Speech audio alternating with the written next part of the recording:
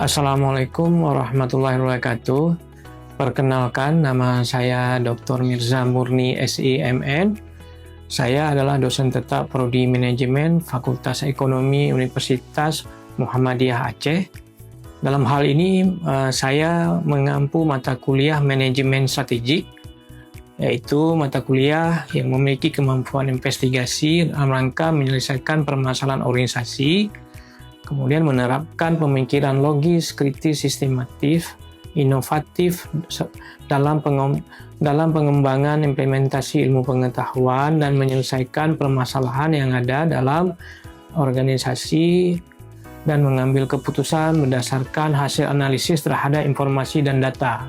Mampu berkontribusi dalam penyusunan rencana strategis organisasi dan menjabarkan rencana menjadi operasional organisasi pada level fungsional. Di samping itu, mata kuliah ini juga mengambil keputusan manajerial yang tepat pada berbagai tipe organisasi pada tingkat operasional berlandaskan analisis data, informasi pada fungsi organisasi, menguasai konsep dan teknik proses manajemen strategik, dan menjabarkannya dalam rencana operasional. Tujuan mata kuliah ini adalah menguasai konsep teknik menyusun rencana strategik, mengetahui cara penerapan pada kondisi organisasi, melakukan evaluasi terhadap perencanaan, implementasi strategi yang dilakukan. Nah, capaian selanjutnya adalah menerapkan pemikiran logis, kritis, sistematis, serta inovasi dalam konteks pengembangan atau implementasi ilmu pengetahuan, serta teknologi di bidang keahliannya. Harapan di mata kuliah ini yang nantinya kami dapat mengajarkan beberapa bab yang memang menyangkut dengan yang pertama, satu, sifat dasar strategi itu apa, yang nantinya akan digambarkan beberapa strategi yang memang dapat diterapkan dalam organisasi atau perusahaan. Di samping itu, poin yang kedua, konsep manajemen strategik yang harus dilakukan dalam menghadapi dunia usaha. Terus yang ketiga, penentuan visi dan misi organisasi. Bagaimana kita menjalankan rencana jangka pendek, menengah, dan jangka panjang. Kemudian di pertemuan keempat kita akan menentukan sasaran dan tujuan organisasi yang nantinya apa saja yang dilakukan oleh manajer maupun pelaksana di lapangan untuk mencapai tujuan-tujuan organisasi. Nah, di samping itu, pertemuan yang kelima kita harapkan nantinya adanya mapping strategi yang memang skala prioritas dan rencana yang akan diambil untuk menentukan strategi organisasi yang memang diharapkan pencapaian tujuan. Nah, pertemuan keenam nanti kita akan melihat penilaian lingkungan internal dari beberapa hal yang memang dapat dilaksanakan oleh organisasi. Kemudian yang ketujuh nantinya kita akan melakukan mengajarkan penilaian lingkungan eksternal yang memang nantinya apa saja yang hadapi dalam organisasi di luar internal yang dihadapi di dalam. Nah, pertemuan ke-8 kita akan melakukan ujian tengah semester atau UTS yang memang setiap semester kita lakukan. Kemudian pertemuan ke-9, kita menganalisa strategi dan pilihan-pilihannya seperti merger, akuisisi, pengembangan usaha, memasuki pasar baru, dan lain-lain. Nah, pertemuan ke-10, mata kuliah ini mengajarkan bagaimana menghadapi keunggulan kompetitif dalam persaingan pasar yang memang berbagai macam tantangan yang dihadapi. Pertemuan ke-11 kita ingin mengenalkan isu manajemen strategik yang memang saat ini kita menghadapi era digital dan semua memenuhi di berbagai media dan aplikasi untuk kita hadapi dan menyesuaikan dengan pasar. Pertemuan selanjutnya kita akan melihat sejauh mana pemasaran SDM dan keuangan dan implementasi strategi yang kita hadapi. Pertemuan selanjutnya adalah pertemuan yang ke-13, di mana evaluasi sumber daya manusia yang mempunyai kompetensi menghadapi berbagai macam tantangan di lapangan. Pertemuan yang ke-14, kita juga akan mengajarkan tentang evaluasi strategi. Evaluasi menyangkut penerapan yang telah kita lakukan sejauh mana itu berdampak pada organisasi, baik itu organisasi nirlaba, profit oriented maupun yang lainnya. Dan pertemuan yang ke-15 adalah perancangan tindakan perbaikan strategi yang berhubungan dengan pengendalian dan pengawasan. Nah, di pertemuan yang ke-16 adalah pertemuan terakhir, kita akan melakukan ujian akhir semester atau UAS yang memang nanti akan dinilai sejauh mana mahasiswa menguasai materi yang telah kita ajarkan. Tingkat bobot penilaian adalah sejauh ini kehadiran itu kita tetapkan 10%, kemudian tugas kita tetapkan 20%, kuis 10%, dan terakhir adalah UTS 10% serta UAS 30%. Tingkatan penilaian itu akan kita kumpulkan satu persatu dan kita akan menilai dalam sistem siakat yang ada di penilaian Unmuha. Demikian metode pemaparan singkat menyangkut pengajaran mata kuliah yang saya ampu, yaitu manajemen strategik. Selanjutnya saya akan menampilkan cuplikan singkat proses pengajaran yang saya lakukan untuk mata kuliah manajemen strategik dengan tema pada hari ini adalah analisis lingkungan internal. Assalamualaikum warahmatullahi wabarakatuh. Selamat ketemu kembali mahasiswa manajemen strategik.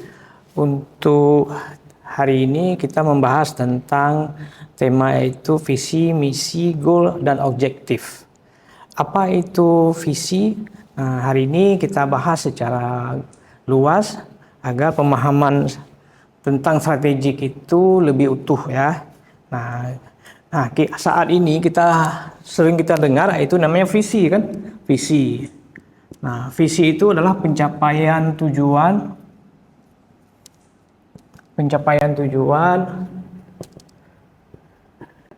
secara umum dan jangka panjang.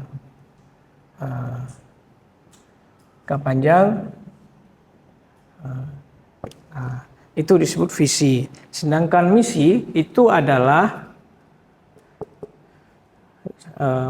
implementasi yang kita terapkan dari visi tersebut yang akan kita jalankan. Ya.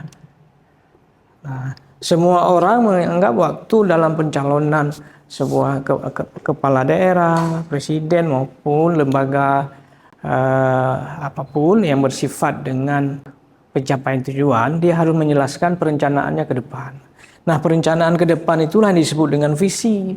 Misi itu adalah implementasi yang akan dilaksanakan. Seperti kita lihat di samping ini ada namanya visi secara umum dan misi secara detail ya.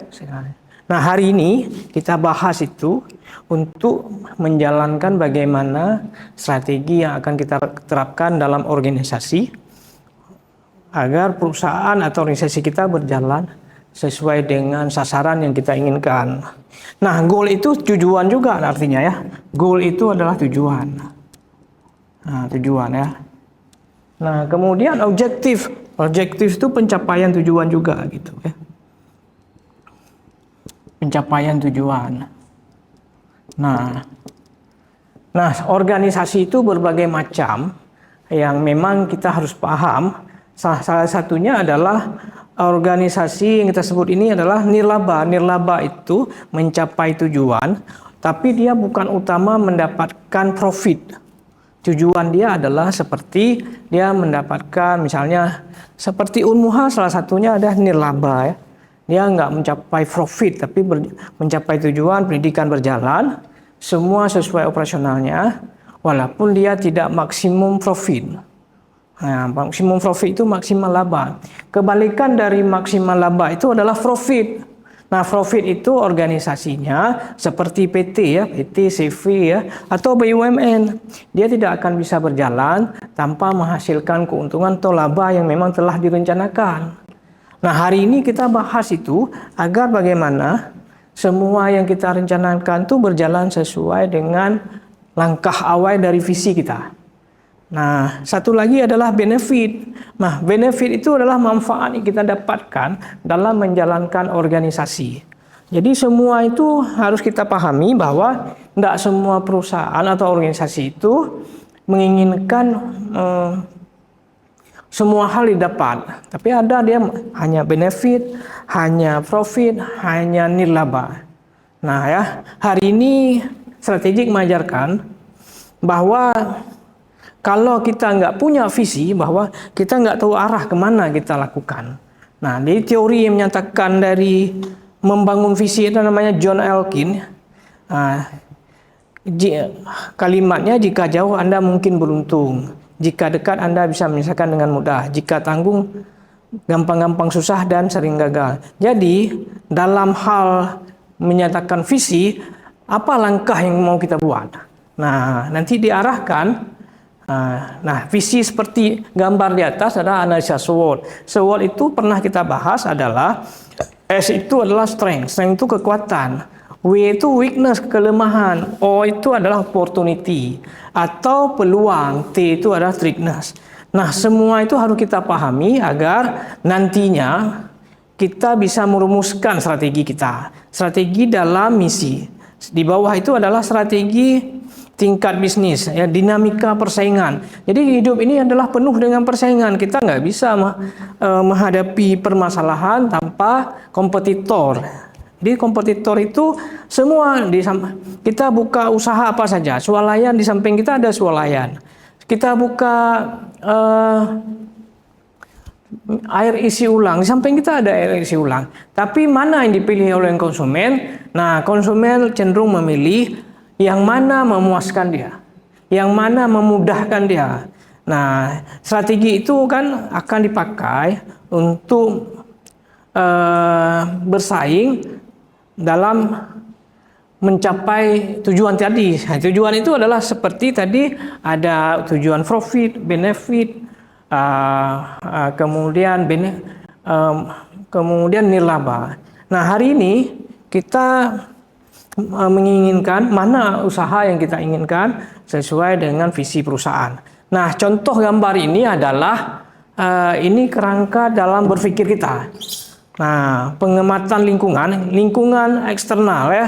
Nah, eksternal itu adalah di luar ya, visi dan misi. Visi itu sudah kita bahas tadi, penjabaran secara umum. Misi itu implementasi apa yang akan kita lakukan. Nah, tujuan itu sendiri adalah target atau sasaran yang kita ingin dapatkan. Nah, strategi itu kita bahas tadi adalah program. Nah, program-program itu bisa kita jalankan sesuai dengan kebijakan. Kebijakan itu adalah kalimat lain dari keputusan yang telah kita tetapkan. Nah, kemudian anggaran. Anggaran juga kita nggak bisa jalan tanpa ada persiapan anggaran. Tapi bukan semua berpatok pada anggaran atau pembiayaan. Kalau program kita bagus, mungkin dari sisi pembankan atau lembaga keuangan kita bisa membantu membackup program kita ya. Kemudian prosedur itu adalah langkah yang atau disebut lain bahasa lain SOP ya, standar operational operation. Jadi kita nggak boleh melewati SOP atau prosedur yang telah ditetapkan. Karena semua organisasi itu ada aturan. Kalau kita nggak bisa menghadapi atau mentaati aturan itu, kita sendiri akan terlempar dari organisasi yang telah kita jalani. Nah, itu berdampak pada kinerja. Kinerja itu bahasa lain dari hasil kerja kita ya. Kinerja itu hasil kerja bahasa lainnya ya. Nah, semua ini di bidang apa saja, di bidang pendidikan, bidang kesehatan, menilai itu kinerja. Ada orang bekerja di belakang meja 24 jam tapi hasil kerjanya rendah. Ada orang kerja dengan era digital hanya 1 jam tapi kinerja dia sangat bagus karena memang dia kerja dengan sistem. Hari ini di era digital kita semua keterampilan atau namanya kompetensi, keahlian harus kita miliki. Nah, pertanyaan untuk manajemen strategis ini adalah visi. bahasa lainnya apa cita-cita kita? Apa yang ingin kita capai? Yang kedua, menentukan misi. Apa tujuan keberadaan kita? Ya, kemudian yang ketiga, menentukan tujuan, strategi, kebijakan, program, anggaran. Nah, situ secara formal dan informal. Di sini sudah kita bahas semua dengan catatan bahwa di saat kita menghadapi dunia kerja, kita nggak perlu lagi belajar dari awal. Semua itu sudah tersistem dan terstruktur. Hari ini manajemen strategi mengarahkan Anda bekerja sesuai kompetensi yang memang Anda miliki, dengan catatan perusahaan telah merencanakan sebuah program, Anda tidak terkendala dengan langkah apa yang kita mau lakukan.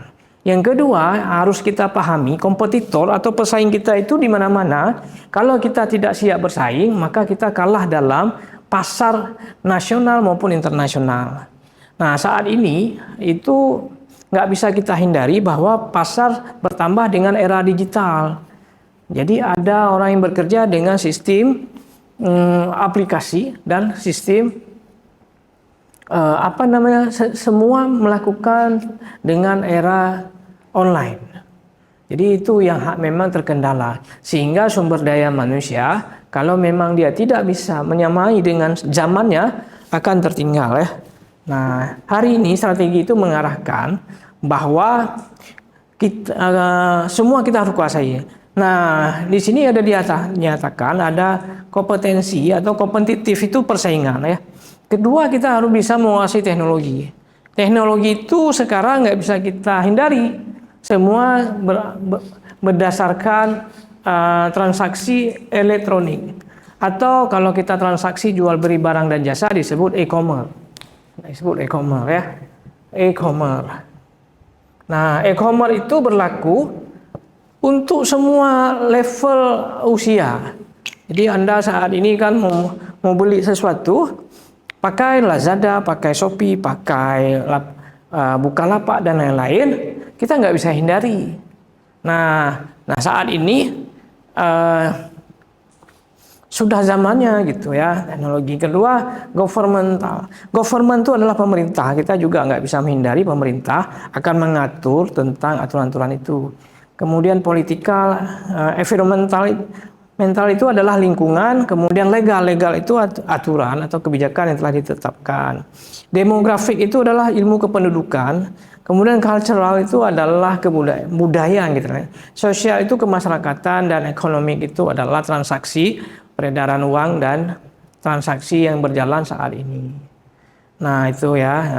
Nah kemudian keahlian lain kita juga harus memahami namanya ilmu manajemen, itu adalah marketing. Marketing itu bahasa lain dari pemasaran. Kemudian ilmu research and development. Research and development itu adalah menyatakan penelitian dan pengembangan. Purchasing itu pembelian. Nah pembelian itu saat ini terjadi di mana saja ya. Nggak bisa kita hindari. Purchasing itu online dan offline itu terjadi 24 jam. Kemudian manufacturing itu adalah pabrik, production operation,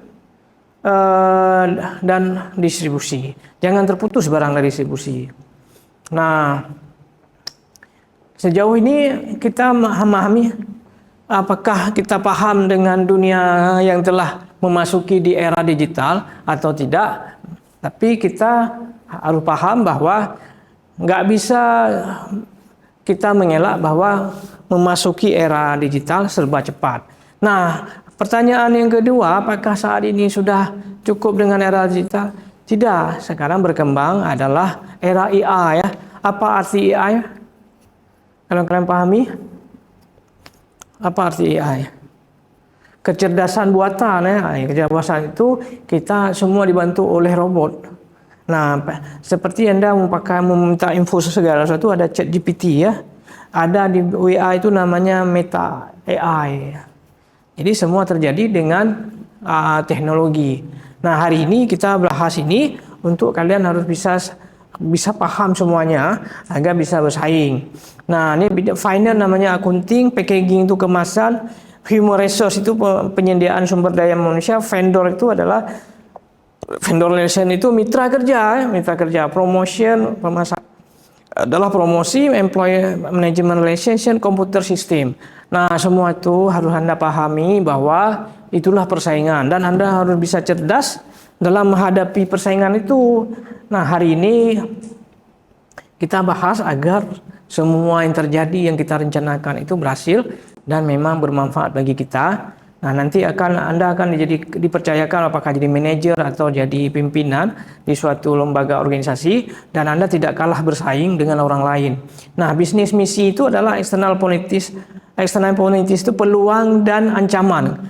Jadi Anda nggak bisa hindari yang namanya peluang dan ancaman.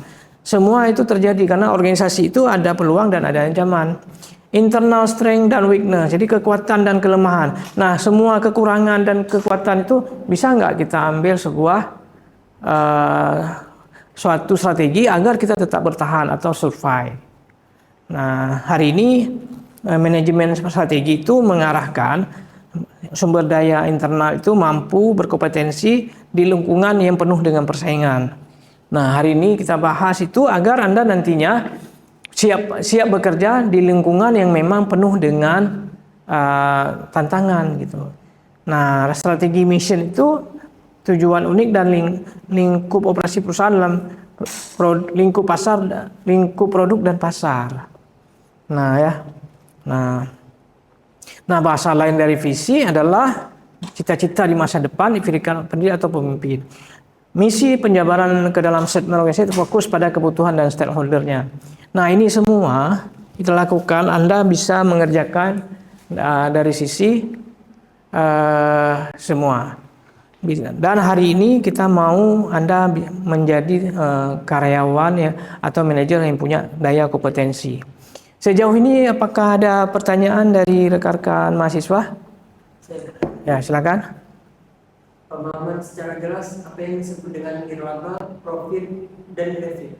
Ya, bagus pertanyaannya, bahwa hari ini semua organisasi itu harus mempunyai pemahaman tujuan organisasinya. Nah, ini disebut nirlaba adalah pencapaian tujuan dalam hal pencapaian program dan tujuannya tidak mesti harus maksimal profit atau maksimal laba. Dia dapat berjalan sesuai dengan harapannya, itu disebut dengan nirlaba. Contohnya ya seperti kegiatan lembaga sosial, yayasan, itu motifnya adalah dia berjalan tapi nggak mesti harus memaksimalkan keuntungannya. Sedangkan maksimal profit atau profit oriented itu dia tidak bisa berjalan tanpa mencapai keuntungan laba yang besar atau yang menengah maupun kecil, sehingga organisasinya tetap bisa berjalan. Seperti BUMN ya, BUMN, PT, CV ya. Nah, koperasi juga dapat, dia menginginkan laba. Sedangkan satu lagi, benefit itu manfaat yang didapatkan dari organisasi tersebut, sehingga nantinya akan mencapai tujuan dari harapan organisasi tersebut. Nah, bahasa lain dari benefit itu adalah manfaat. Nah, hari ini kita bahas itu agar kita paham. Kalau Anda pahami bahwa misalnya partai politik itu kalau pada tahap pertama dia tidak mencari laba, dia nirlaba. Tapi di saat dia anggota partai politik itu memasuki dewan legislatif, dia mencari laba atau sudah menempatkan keuntungan yang diinginkan secara pendapatan dari kemampuan politiknya. Mungkin itu yang bisa saya sampaikan dari pertemuan kita hari ini. Harapannya mahasiswa manajemen strategik memahami tentang organisasi secara umum dan luas, sehingga di saat menemukan ada tantangan dan harapan itu bisa memposisikan diri di mana, dan semua yang kita lakukan ini akan bersinggungan dengan yang kita sebut tadi SWOT, kekuatan, kelemahan, ancaman, dan peluang ya. Nah, bagaimana kita menyesuaikannya? Terakhir adalah pencapaiannya adalah kinerja. Kinerja itu hasil kerja kita yang maksimal, dan orang menginginkan satisfaction. Satisfaction itu adalah kepuasan. Nah, kalau dalam transaksi bisnis mereka puas, maka dia akan kembali lagi. Namanya kembali itu namanya repurchasing ya, pembelian ulang ya, repurchasing ya, pembelian ulang ya. Jadi pembelian ulang. Jadi konsumen itu dia beli lagi. Atau di bidang kesehatan, dokter dia waktu dia kasih sebuah informasi maupun resep dokter, itu dia merasa bahwa dia setelah dia konsul penyakitnya berkurang atau hilang, maka di saat sakitnya akan datang dia akan kembali lagi. Tapi kalau bertambah parah mungkin dia akan berpikir ulang lagi, oh enggak, saya nggak mau lagi ke situ.